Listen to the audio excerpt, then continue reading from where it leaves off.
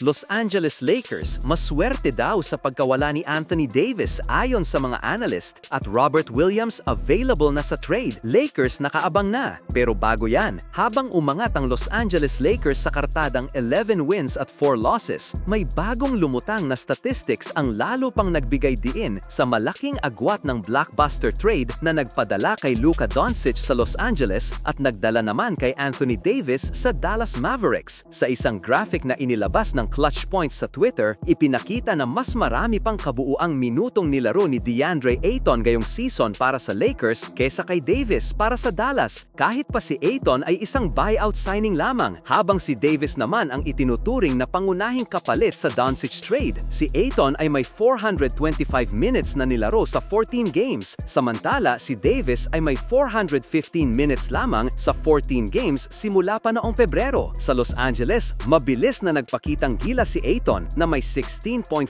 points at 8.8 rebounds kada laro, habang may career best na 69.9% shooting. Samantala, si Davis ay 5 beses pa lang nakapaglaro ngayong season dahil sa calf strain at kasalukuyang naka-sideline. Habang patuloy ang paghina ng Mavericks na may 4 wins and 11 losses record, inanunsyo ng koponan na muling i-reassess si Davis sa loob ng 7 to 10 days. Sa gitna ng sitwasyong ito, hindi na rin nakapagtataka kung bakit lumalakas ang usap-usapan na maaari nang i-explore ng Dallas ang pag-trade kay Davis. Kahit sinabi na ni dating Mavericks owner Mark Cuban na hindi nila iti-trade si Davis, malinaw na ngayon na ang may tunay na kapangyarihan sa Dallas ay si Patrick Dumont, ang may hawak ng 69% majority share sa koponan. Ayon sa ilang analysts, maswerte pa nga raw ang Lakers dahil nawalan man sila ng isang injury-prone na Davis, napalitan naman ito ng isang batang superstar sa katauhan ni Luka Doncic at nakakuha pa sila ng mas murang big man na maaasahan sa opensa sa shaded lane. Samantala, sa patuloy na magandang ipinapakita ng Lakers ngayong season, may mga analyst pa rin na kapapansin ng ilang kakulangan, partikular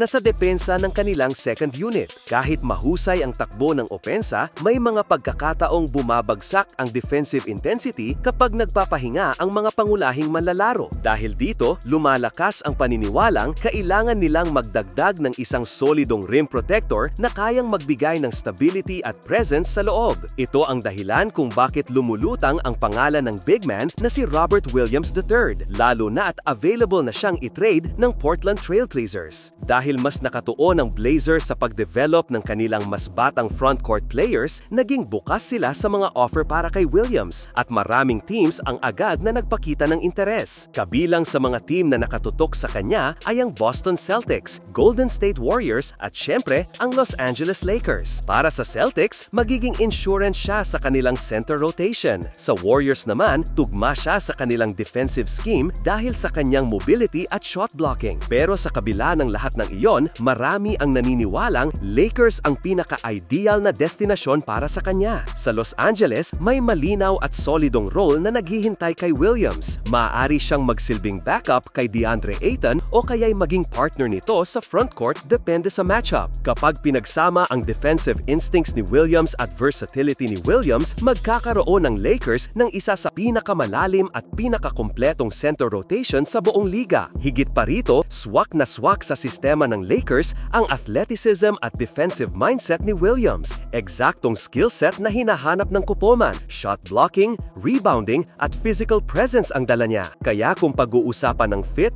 role at tsansa sa championship, malinaw na Lakers ang pinakalohikal at pinakapaborableng landing spot para sa kanya.